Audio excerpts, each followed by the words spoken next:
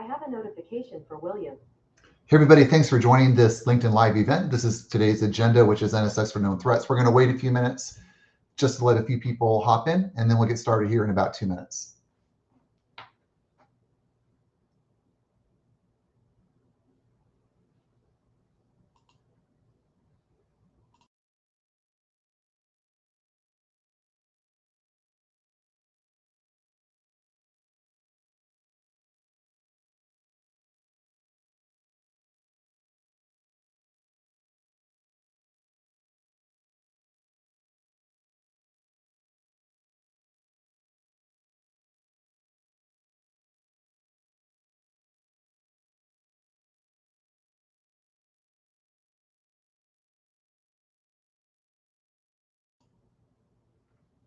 Hey everyone, thanks for joining. We're going to start here in just 1 minute. Thanks for joining. Today's agenda, NSX for known threats. Thanks for joining.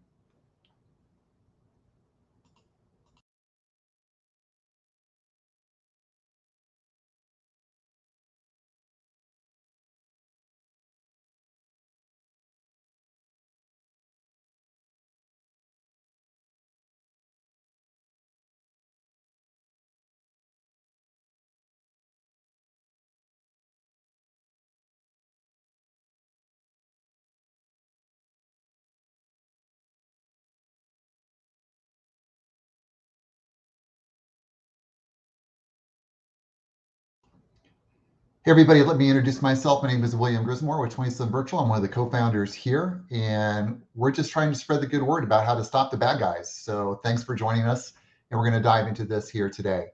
And you can post questions in the chat, and we'll be taking a look at that. Also, this session is going to be recorded.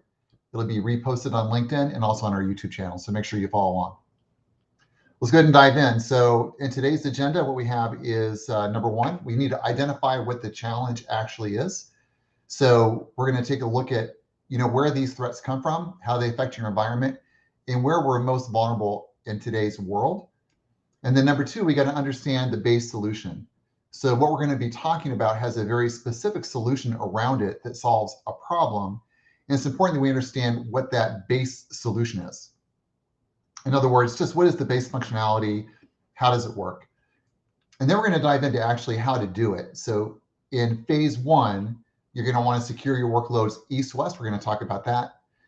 This is the VMware NSX distributed firewall concept. Once we have that secured in phase two, we look at adding in IDS, IPS rules on flows that are now communicating once everything is locked down. And then the very last step is this advanced threat protection. And with the context of this could be using some of the different tools that are provided from VMware for your workloads. And we're going to be talking about that as we go forward. So let's dive into it. So the challenge, right? What is the actual challenge we're trying to solve? So if we ID the challenge, basically what we run into is over time, if you go back in history, there are a bunch of physical servers, starting back in the 80s, 90s, customers were building physical servers in their own server room or data center. And they implemented a route switch and firewall environment and load balancer on top of that. And within that structure, it was built, the route switch, the load balancer, the firewall, all of that infrastructure was basically designed to support physical servers. And then virtualization rolled in, 2000, 2003, 2004, started picking up traction. And what we ran into is the VMware hypervisor with workloads running on vSphere VLAN-backed segments that were mapped out or tied to the physical world. So if you look at this graphic here, the web tier, that'd be plugged in. These would be virtual machines, no longer servers anymore.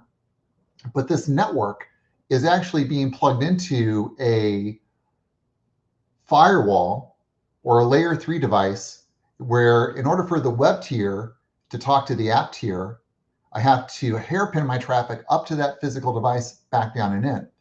So we end up using traditional security policies that are built in the physical world that don't really align with our new virtualized environment. And shared services that need to be reached across all these different boundaries. So this traditional segmentation, the VLAN, is different now for a VM than it is for a physical server, but we're basically treating it the same way. because we haven't leveraged some of the newer technologies. So I like this statement here at the top of the slide. It says, ID the challenge. Traditional physical data center security was not built for VMs in mind. And a statement I always like to make is stop treating your VMs like they're physical servers, because a lot of the infrastructure in place doesn't take into account that that environment underneath it is virtualized. So that's an important concept. So the challenge is we have an environment that's virtualized on the VMware stack, but the northbound part doesn't necessarily understand that part of it. And that's where, one of the challenges lies. So you can see here you have your traditional segmentation with the web tier, the app tier, and the DB tier. And then those networks are plumbed up into some type of a physical firewall of some type. So they might be secured with the physical firewall, but they're not secured in the hypervisor itself. And it would look something like this. So traffic would actually hairpin, if I want to secure it the traditional way, traffic for these applications would go up to the firewall, get hairpinned, and then go to the app tier. So web tier, traffic comes in from the internet, comes to the web tier, comes in. In order to get to the app tier, once the connection is made from a load balancer would sit in front of this, right? Once traffic comes in order for the web tier to get to the app tier, it's got to traverse the wire. It's got to go out to your physical layer 3, up to your firewall, traverse this port. There'll be a set of rules here or security zones that are going to control traffic flow from the web tier to the app tier. And then the same thing from the app tier to the DB tier. We have to traverse up this link, go across this port to the other port. We're going to be hitting some type of security zone and some firewall rules and get access to the other side. This type of segmentation is what we call macro segmentation.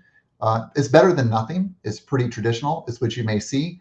But what we don't address is what's going on within the segment of the web tier. If some bad actor gets into your environment and this VM gets infected on the web tier, especially in the DMZ when it's public facing, there's a good chance that there's some event that occurs or some zero-day breach that occurs where that VM gets infected.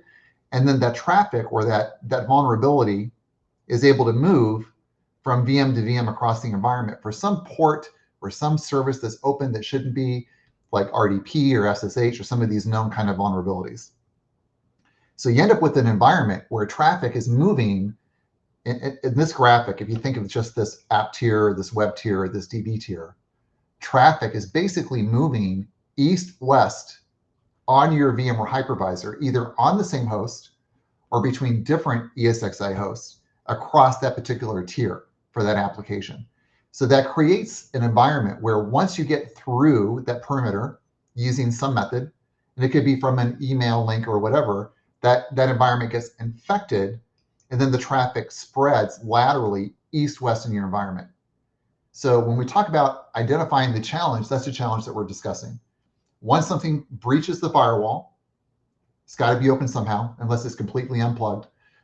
Some type of attack or malware is going to come into the environment. It's going to land on one of these VMs within this particular segment, like the blue, the green, or the dark blue, and it's going to start spreading laterally in your environment. And these attacks today are very sophisticated. They don't just come in and do a file-based attack.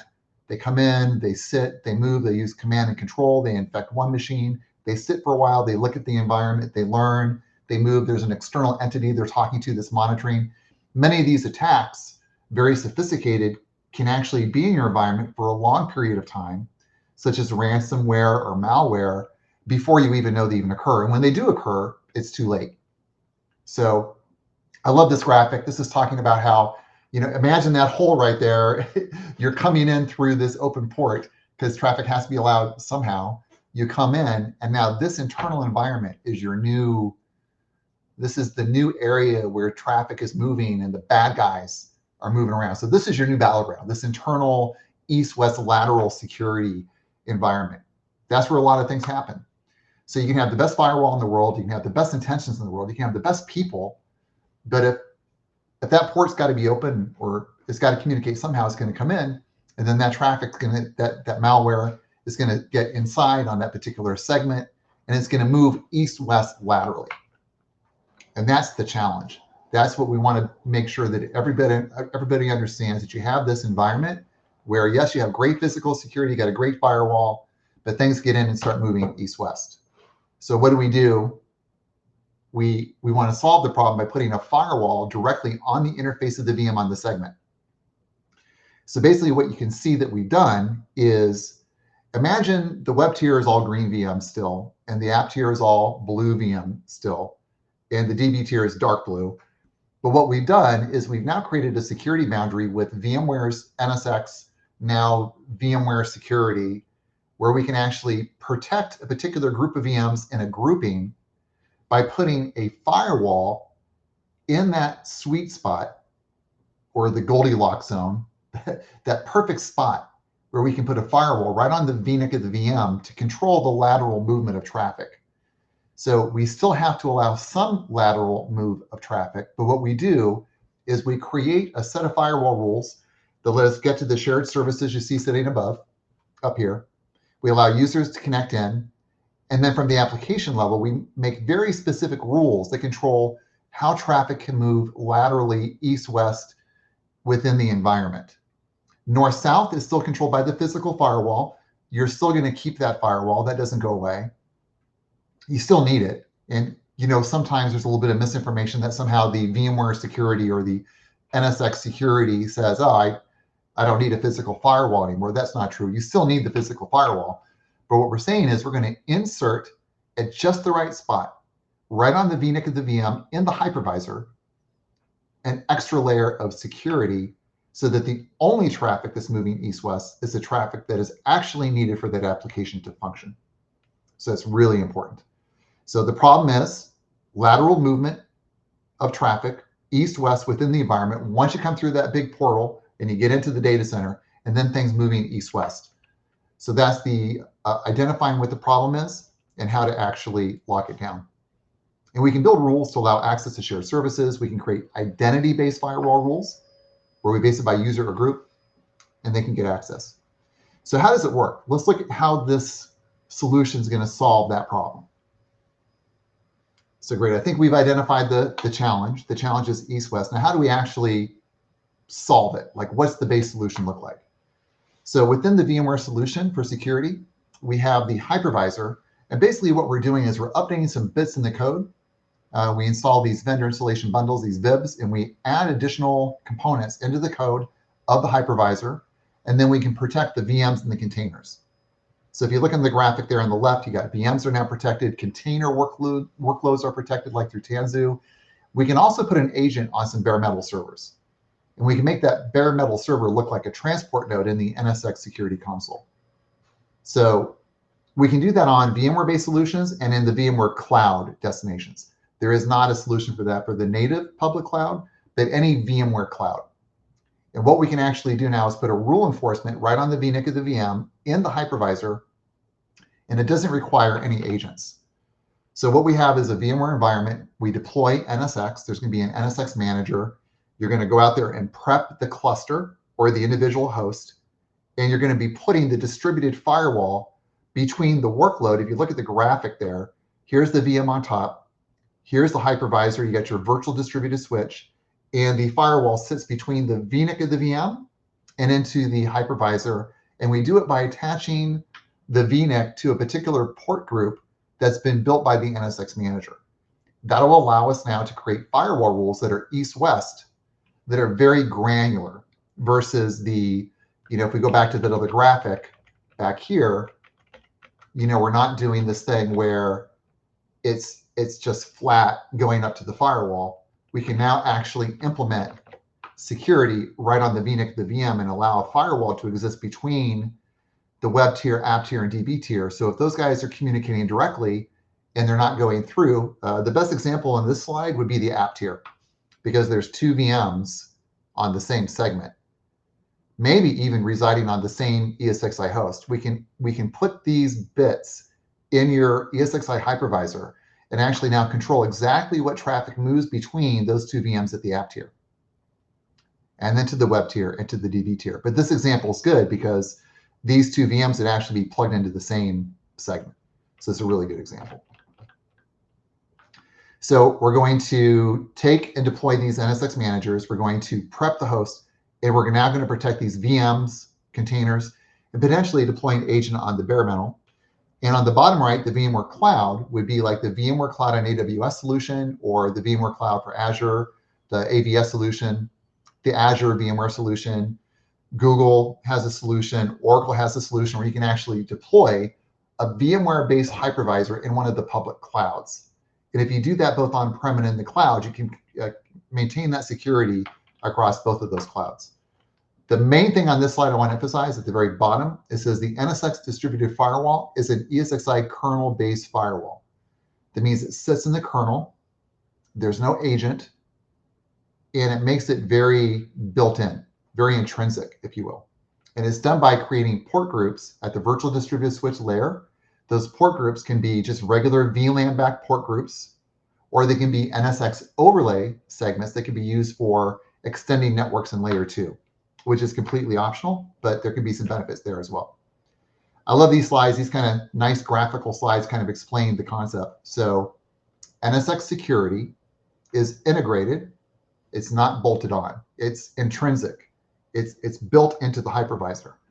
So again, you still need your physical firewall. That's not going to go away. We keep our physical firewall, but the concept of the firewall, if you kind of keep that concept in mind, we take it, we flip it on its side, and we can say we're going to do either the same or better firewalling.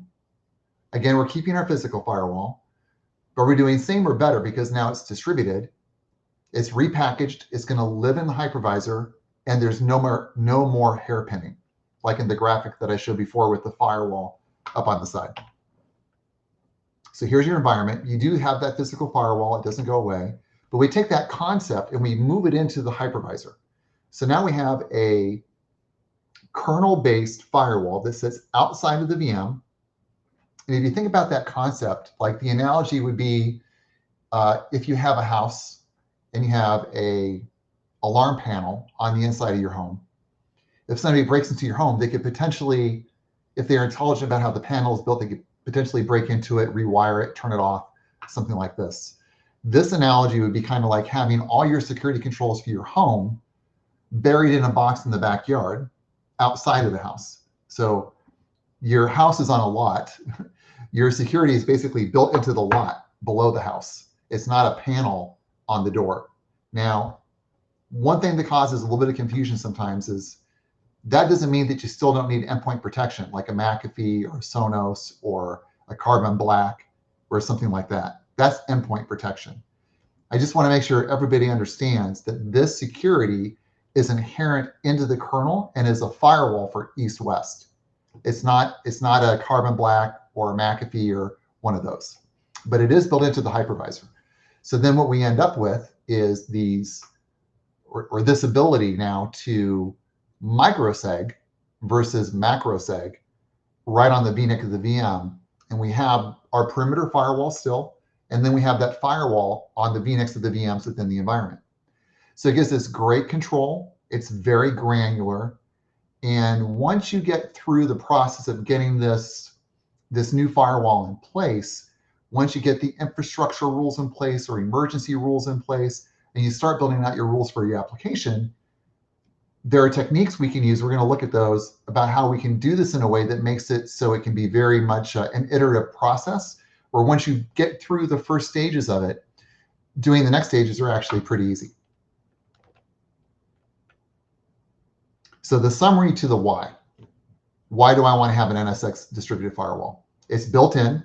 It's not bolted on. It's intrinsic security. It's built into the hypervisor. It's in the lot below the house. No agents. Not for the east-west firewall. Again, the little caveat there is there's still VMware tools. And if you want to have some type of endpoint protection, you may still use something like that. But for this type of security, it's built into the hypervisor. The other thing that's really interesting is that networks could be really chatty.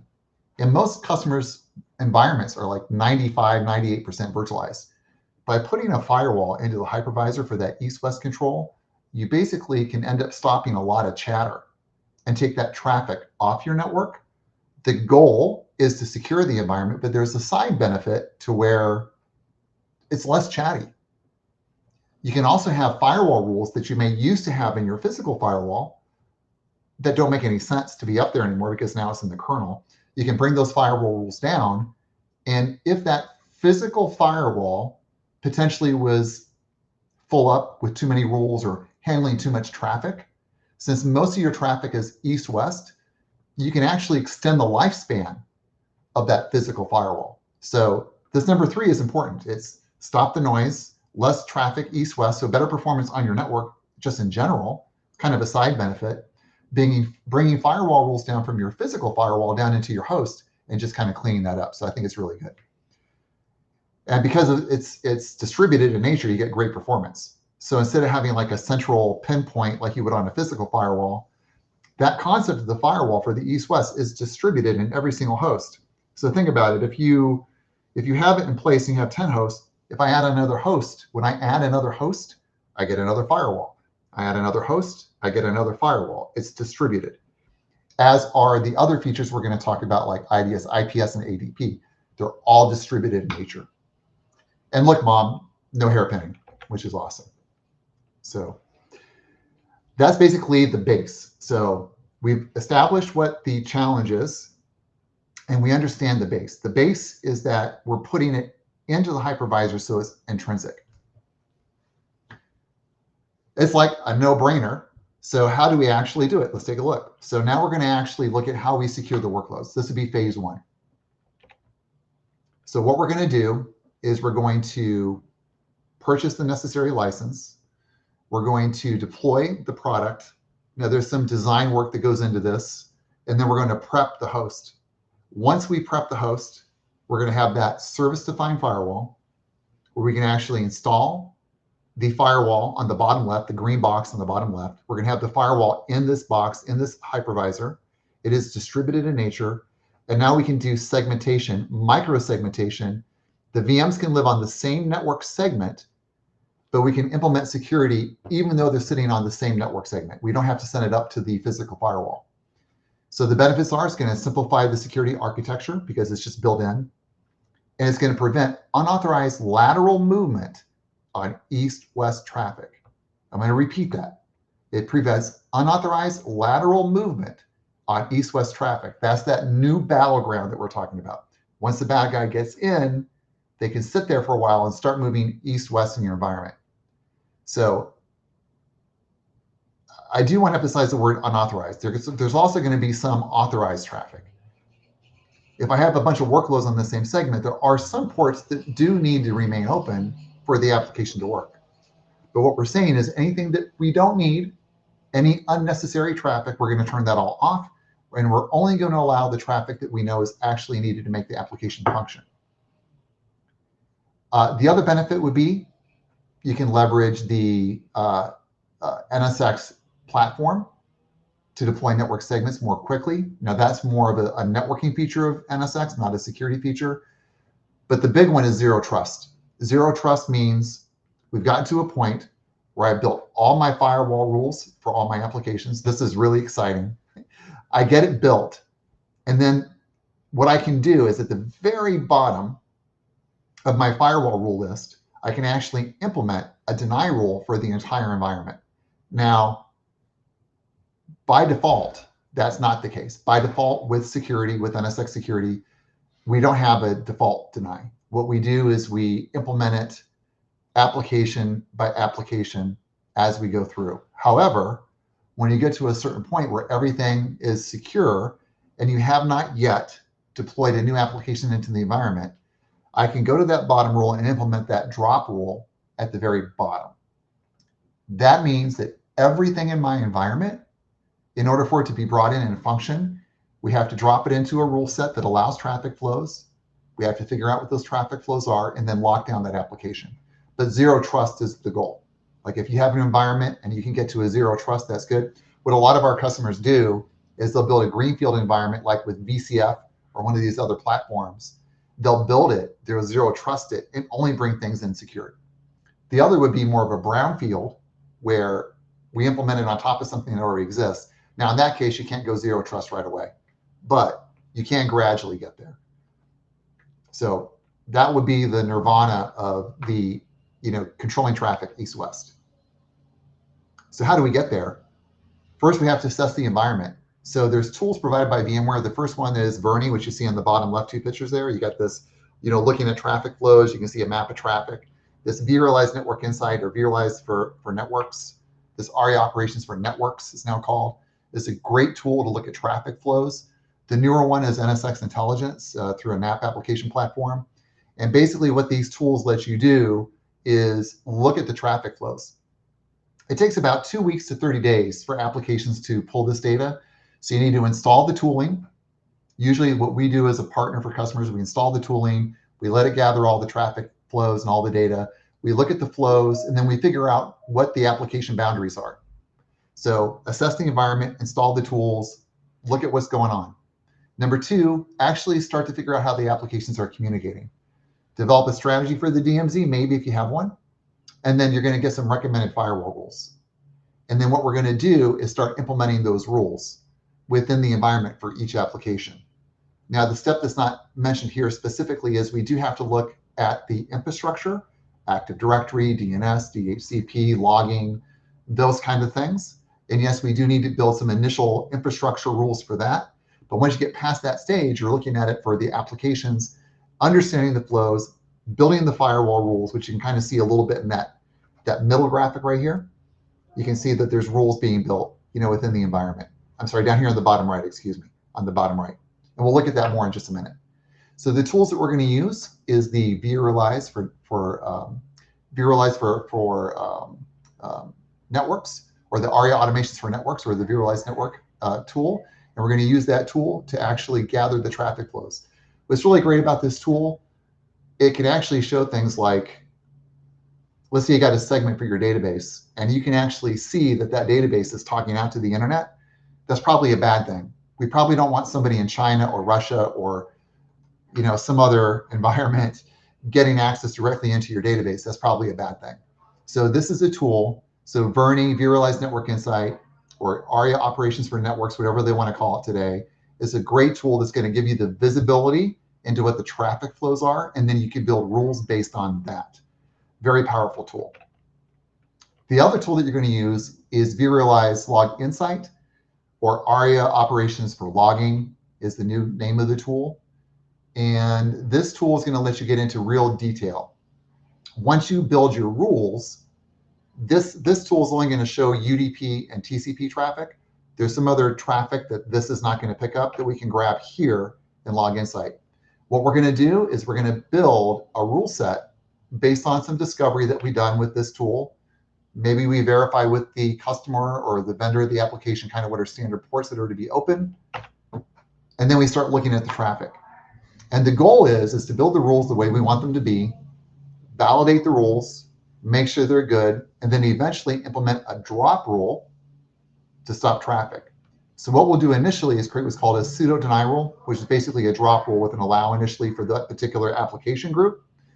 And then we monitor it and we turn logging on that last rule. So that bottom rule for the source and destination, the same as the rule makeup, you enable logging and you monitor that. So it's allowed initially. Once we feel that we've got enough information from this and enough information from this, then we can actually implement the drop rule after the change control board has approved that change. And then we can implement that drop. We can come back and validate it. If for some reason something happens where we miss something, we can always go back and put that rule back in, that allow rule, that pseudo deny, just open it back up again. Or we can leverage what's called an emergency rule. So there's some different options there that we can use. Another tool we can use to gather traffic flows is NSX Intelligence. So NSX Intelligence is a great tool that allows us to look at traffic flows. If you look real close at the top, you can see unprotected, blocked, and allowed. And it can actually create a map of those. And with a couple of clicks, it can actually go out there and create your rules for you. So it's a great tool. It requires a Kubernetes platform. There's actually a tool that's built that allows us to deploy this as a package. 27 Virtual is a partner. We've done this for many customers. We can actually design this network application appliance platform, deploy the tool, and enable intelligence in your environment. Intelligence, or vRealize Network Insight, or ARIA Operations for Networks. These tools are the tools that give you visibility into the flows to be able to create the rules that you need. So you're going to have workloads in your environment. So how do you build it? So you're going to have a virtual machine inventory collected from vCenter. You can look at your information about your host. You can make sure that the hosts are prepped with your NSX product. And what we can actually do is build particular groups. And then those groups will get applied tags. And then what we do is we then apply the tag to the VM. So the VM has to exist. We create the group. We create the tags. We can associate the tag to the group, but we have to actually then tag the VM. The great thing about this is you'll notice that we have a web tier tag. You notice that the web tier can live across different environments. So the web tier lives customer facing. There's an internal version of it. There's a development version. There's 3 different tiers. There's an app tier, again, across all 3 different platforms, right? Customer facing, internal, development. There's a DB tier living across all 3 different environments, and we tag them. And then we can say whether it's production or dev, whether it's PCI, or if they need to get access to shared services. So essentially what you do is you build firewall rules based on groups. The virtual machines join those groups based on a tag, and you combine that and you plan that based on your discovery of your traffic flow. And then you can implement that solution by then publishing the rule. There's a button you have to click to publish the rule. You do your monitoring with your sudo deny rule with logging turned on. Again, the initial tools are going to be looking at TCP and UDP traffic. Log Insight's going to look at all traffic. You're going to do some verification. But the point is, at this methodology of consumption makes it easy to implement. So there has never been a time where we've implemented more security and had less administrative overhead. So there is an administrative cost to it, but there is a risk of not being secured, which we don't want.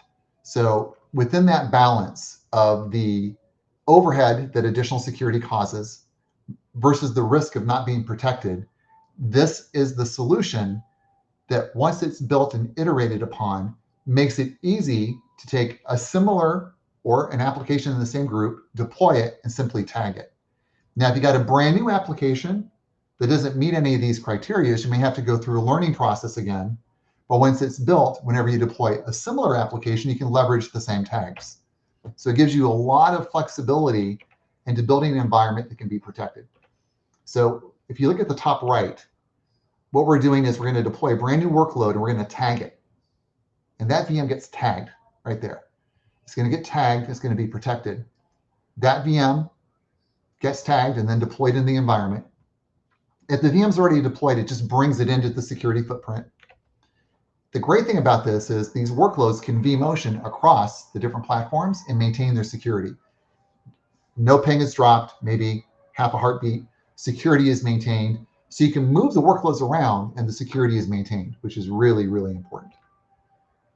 And then IDS, IPS policies are applied as well within this distributed environment. So the first step of this is the distributed firewall first. Once we get that established and it's well built and we have all the rules in place, then we can add in IDS, IPS over time. And then you have a nice environment where you're doing your distributed firewall, you're doing IDS, IPS. We can also add on advanced threat protection within this environment. So what does a rule look like? So within the interface, to build the rules, you're going to have an Ethernet, which is layer 2, not really used too much, maybe for public-facing DMZ, something really you're concerned about, like layer 2 vulnerabilities, like ARP cache attacks and those type of things. Not as common, but then there's emergency rules that would mean if I have a particular set of workloads that can't communicate for some reason, I can drop them into an emergency rule and it can open it up. Or I can also take the approach where if something gets infected, I can drop it into an emergency set where it quarantines the workload. And then once the workload is quarantined, then we can come in and perform actions to clean that machine or remove it, destroy it, redeploy, restore the data from backup. So they can be used kind of in different ways. Infrastructure rules, Active Directory, DNS, NTP, backup, services, those kind of things, right? Logging, you name it. Environmental rules are really cool. They're actually a really good way to get started with security. What you can actually do is build environmental rules that basically say, I don't want prod to talk to dev, and I don't want dev to talk to prod. I can create those rules in both directions, and I can just say drop. And I can publish the rule, and literally, within a few moments, based on how you build your rule set, once NSX is deployed, you can build these environment-based rules, and you can stop prod from talking to dev and dev from talking to prod within a few minutes. It's pretty amazing. You just publish the rule on the top right. You can see the publish up here. I can just publish that out, and bam, just like that, I've got environmental rules in place. As a matter of fact, if you're looking for a quick win for security, I highly recommend, if you want to prove something back to management, get it deployed, build some environmental rules, and publish it. What we find with a lot of customers is they didn't know that this thing in dev was talking to this thing in prod, and they got to put an exception in, because sometimes the dev environment has something that when it moves to prod, it still talks to, which isn't ideal, but does happen from time to time. And then the real hard work is in the application space. In the application space, that's where you're going to do the heavy lifting. You're going to look at the tools, you're going to look at the flows, you're going to look at log insight, you're going to make sure the application rules are built. But to make it as simple as possible, you're going to leverage group and tagging to make that iterative process as easy as possible once your team gets up to speed on how to do it. And then once rules are built in the bottom left, you can actually see you can change the order of the rule. I can move rules up and down because order matters. Like any firewall, these rules are looked at top down. It's not shown here. It's kind of hard to see it back here. There's something called apply to, which is also very important. Apply to is going to make sure that firewall rules are only applied to the VNets and VMs that are within the scope, because we don't want a VM to process thousands of rules that are not intended for that VM or that group of VMs. So apply to is something we can use to make things nice and fast. So that's kind of a view of kind of what the interface would look like. And then here's some actual rules in the actual interface. So you can actually see the rules that were created. So we have the name of the rule. It gets assigned an ID automatically. There's a source and there's a destination. That could be your groups. It's a user-created policy. There's the services we want to allow. We can also build a context profile more advanced, which is like looking at like HTTP traffic in more depth, where we actually look into the frame versus just port level. And then the apply to, make sure this rule or these rules only apply to these workloads. And then there's the apply to, right? And then the action to allow or reject or drop, right? And then you enable the rule. And on the right-hand side, you can see there's some other configuration options for like logging. We're not going to get into that here. But there's also a really cool chart here where you can at a very quick glance, click on this little button, and a window pops up, and it shows you how many hits that rule has, those type of things. You can clone rules, add rules, delete rules, change order rules, all kind of standard stuff. And when you're ready to put the rules out there, you can publish them. You can also revert back if you made a mistake and it broke something. You can also download and export these rules. So there's a lot of things you can do to get the rules built. And then when you're done, it kind of looks like this, and everything's enforced, and your environment's now protected. Another thing that happens when you're implementing firewall rules, when you're not using NSX, is you tend to consume a lot of resources. You know, one of the benefits of virtualization is to not do this. I'm going to show you another slide later that's going to show you the benefit that this brings. Because if you're using traditional VLANs, which is kind of what this slide is showing, blue box is VLAN A, dark blue is VLAN 2, light aqua is C, and green is D. These are all different VLANs, right? So you end up segmenting things across these different servers, across different VLANs, right? So what we can do is we can kind of mix them together now, and I can use less resources because I have the ability to put, let's just say 2 VMs, let's say the blue VM and the green VM can now live together on the same host because I've micro-segmented them. I can actually do more with less than I could with just traditional virtualization without NSX. So that's a really cool feature. That's kind of a complex one. But you can imagine if I can mix and match workloads together that normally would not be allowed to sit on the same hypervisor because of that lateral movement, that now gives me that ability to kind of squeeze it down and get more out of it. So that's pretty good. So I have this environment where I've created my my firewall rules. I've implemented it. I've tested it. I've implemented my drop rule. I've been able to consolidate my environment because I can now have more workloads running on the same host because they don't need to be so air-gapped. And things are looking pretty good. And my environment's very secure. And I think that's a really good step. But if you want to take it to the next level, we can leverage IDS IPS on the traffic that is now left. In other words, we have to have some ports open, east-west, in order for the application to function. I mean, there could be some exceptions to that. You know, maybe in the DMZ, if I got 4 web servers on the front end, maybe they don't ever really need to talk to each other. I mean, there could be some situations where I don't need east-west at all. I mean, that could be. But where there is traffic east-west within the same segment, especially on the same host or in between hosts, I have to allow something to communicate. And now what do I do? Because there has to be some ports have to be open. So what we're going to do is leverage a feature called IDS IPS. Now, most of you use some type of an appliance to do intrusion detection, prevention, response.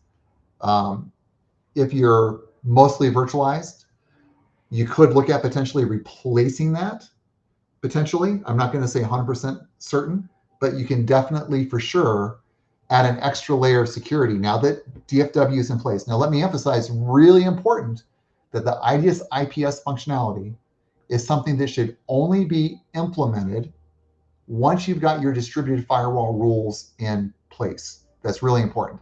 So I have my firewall rules in place. I've got the environment locked down. I have my remaining flows, whatever the traffic is from, you know, the web tier to the app tier. There's some traffic there that's still going to be open. And what I can do now is inspect that traffic flow that has to be left open. I need the web tier's got to talk to the app tier on something. The app tier has got to talk to the DB tier on something. Whatever that port or service is that I have to leave open, now I can leverage this to monitor that. So the benefit would be gain elastic throughput gains, which means that I can actually see as traffic comes and goes, right, what's actually going on that. And I can determine based on, it's a signature-based tool. VMware uses a third party, go out and we monitor and we pull data on a regular basis, it's updated constantly. And we're going to monitor, you know, what those traffic signatures look like. And then we're going to implement this IDS IPS on top of that remaining connection between the web tier and the app tier, and the app tier and the DB tier. It's done in a way that reduces false positives. There's been a lot of improvements made over the years on this within the VMware portfolio. It also improves the use of compute capacity, because again, we're minimizing, you know, the traffic flows. And again, this is distributed in nature, just like the firewall is. So if I add on another host, I get an additional IDS IPS capability, just like I get another firewall. I add on another host, I get another firewall, I get another IDS IPS. It's distributed in nature, right? But again, it is not intended to, don't do DFW and just turn on IDS IPS like in a physical appliance. The hypervisor just can't handle that much analysis from a signature-based method. It's to be turned on within particular environments where I've implemented the DFW and I'm looking at particular traffic flows. The use case is going to detect lateral threat movements. So the idea is that I do have to leave something open, and now I'm going to look at that traffic to determine if there's something going on there that shouldn't be. So it's really, really cool stuff. Now, we do have context profiles built into the DFW, but this takes it to another level. So this is really good. If you look at the bottom left here, you can see it's going to do a deep inspection of the traffic to see what's actually going on for the traffic flow from the VM to the database server. So the app to the DB tier on the bottom left here, from the app to the DB tier, we're looking into that traffic flow, and we're going to say, wow, that looks good, it's good, or we're going to send up an alert. And it can just be an alert that you have to act on. In most cases, for most of our customers, we just send on notifications, then they investigate it to make determinations. So it's pretty cool stuff. So NSX IDS IPS per hop analysis, we're looking into that flow. What's going on? Is it good? Is it bad? Is it ransomware? You know, what is it? Like WannaCry was a very famous one a few years ago. It can actually detect that and notify you. Now you can set it up to automatically drop that traffic or to block that traffic. The risk of that would be is if it's a false positive, you can break something, right? So you have to make a determination over time as you learn the tool and you understand the alerts where it makes sense to simply monitor and then, you know, resolve, or to have something automatically shut something off. But it's definitely there to give you that in-band inspection at this layer 4. And this is a screenshot of distributed IDS IPS, what it looks like. It can show you the attack direction. This, if you look closely, We can see the intrusion attempts, 55 within a 24-hour period for this particular flow. It's high, it's coming from an external client, the attack direction to a VM, and the traffic flow direction, right? The target, it was a Trojan attack type, and the signature ID. And then what we can do is we can look at this and make a determination if we should remediate that or not, right? Now, some of this information here is something that you have to, over time, get an understanding of and learn how it actually works and determine whether or not you want to actually implement a solution on that particular flow. But it's there, it's going to notify you. You can then inspect the VM and make a determination. And it does it at every single hop, right? So we're looking at this every step along the journey to actually see what's in place. We do all of this with no taps. In other words, no agent. I don't have to install any agent. I don't have to send it off to any appliance. There's no appliance that I'm deploying. There's no virtual appliance I'm deploying. I'm not deploying a virtual appliance. I'm not deploying a physical appliance. Again, it's in the basement or it's in the lot below the house, and it's doing its thing. So just a quick summary of where we're at so far. Number one, the challenge. The challenge that we talked about earlier is that we have attacks coming in. What is the new battleground? We have really good physical firewalls. We got really smart people. We got all tons of security from all these different vendors, and things still come through. So we know that. We've identified that. We accept that. Everybody knows it's true. We've seen all the attacks. Las Vegas recently, we've seen it happen, especially with the ransomware lately. The solution, the base solution from a VMware perspective with NSX is we're putting an additional layer of security intrinsically into the hypervisor, which is really important. It's built in, it's not bolted on. Once we get everything understood, what the challenge is and what the base solution is, then we start locking things down with the DFW. Once we lock it down with the DFW, then we have the ability to now add in an extra layer with IDS IPS. So that gets us to where we want to be. The very, very last step would be phase 3, would be more advanced known threats. So if you look at this holistically, the bad guys are coming in and the threats are going to be very advanced. So what do? We turn on the lights and we are going to now look at the traffic flows using the different tools, VRNI, ARIA, operations for networks, these different tools to look at the traffic flows, vRealize Log Insight, ARIA operations for logs, or NSX intelligence or NAP. We're going to be looking at the traffic flows. And because we can look at the traffic flows, we're going to build rules. We're going to add on IDS IPS, right? We're going to limit the blast radius. The best example of the blast radius is this grouping like with environmental rules, where prod on the left doesn't talk to dev. All these different boxes are not talking to each other. Within the yellow box on the right, we lock it down for the application. We add the IDS IPS, and then we can turn on advanced threat protection. Advanced threat protection is going to take it to the next level. So DFW, IDS IPS, and then advanced threat protection.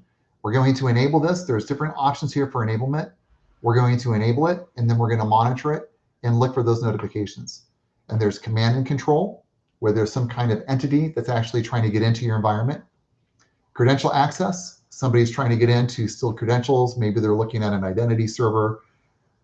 It's very common for somebody to try to break into the identity server, get login and passwords to get into resources.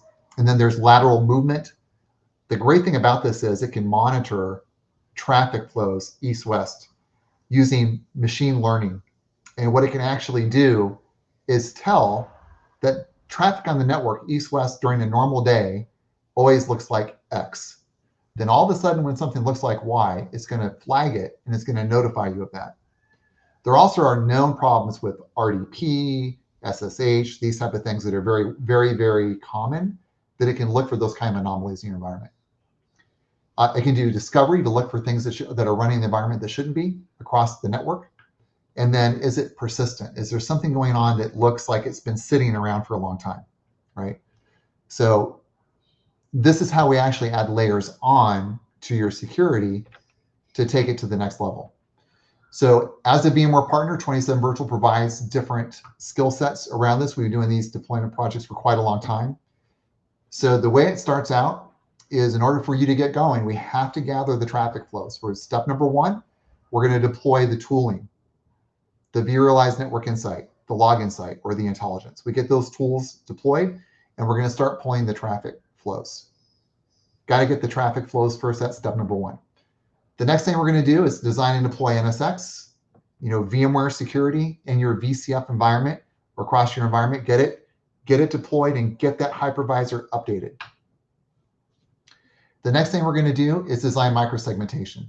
And when I say design microsegmentation, there are different techniques on how to design. It can be on IP address still if you want it to be. That kind of defeats the purpose, but it could be IP sets. You can also design it by network segment, or you can do it by the grouping and tagging that we talked about earlier. We have to design what the rules are going to look like from an infrastructure standpoint. So we go through that design process. There's actually several different techniques. Another thing that's really important in that building of those groups and tags is naming conventions are super important, because you want to build a standard naming method that is easily repeatable as new applications come into your environment. So you want to build a scalable distributed firewall hierarchy. And what we mean by that is, infrastructure rules, environment rules, application rules. There's also the concept of the emergency rule, where we can quarantine something or put something there to open it up temporarily. And then enforcement.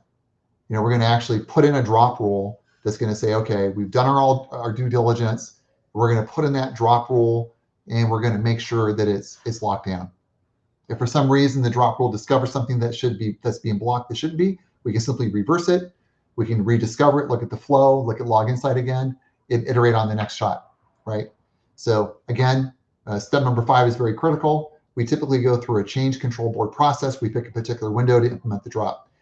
As you get experience in this process, you end up ending at step number 4 and 5 on a regular basis and start repeating, and then it increases in speed.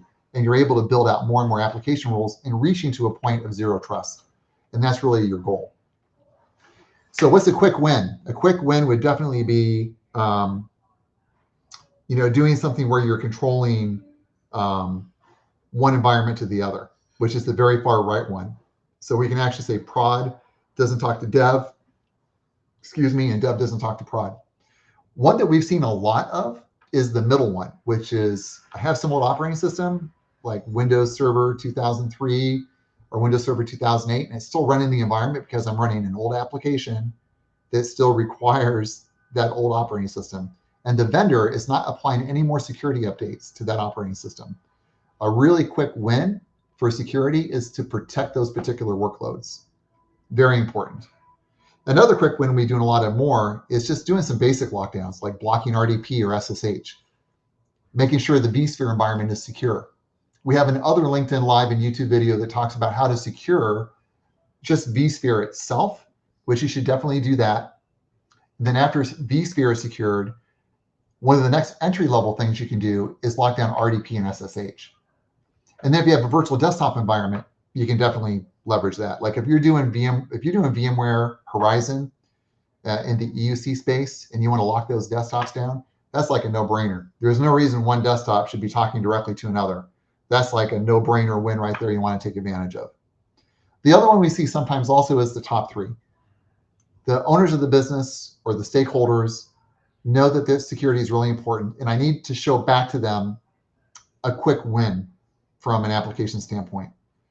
Something that's very critical. So I can say, hey, look, we took this very mission critical application, we're able to secure it. Look, it only talks on the ports it should be, and we're monitoring, let's say, IDS, IPS within those traffic flows. And then if you can prove that back to the business owners or the key stakeholders, it shows, validity and reason for doing what you're doing. And you get it in place and you make it happen, and you're able to show value back to the business. And the great thing about what we do as a partner at 27 Virtual is we've done these projects so many times, we can just do it really quick from a time to value perspective, especially as licensing moves to a subscription-based model. It's really important that the operating system or the NSX security solution gets installed and protect these obsolete operating systems, these business critical apps, the baseline SSH RDP. You want to get it installed as quickly as possible to start realizing the value as soon as possible. So time to value and realizing the value very quickly is very important. So basic things you can do once it's all in place. I'm going to build some infrastructure rules. I have my prod environment. I got my test environment. I got my DMZ. The great thing about the DMZ is you don't have to have a dedicated stack that's air-gapped.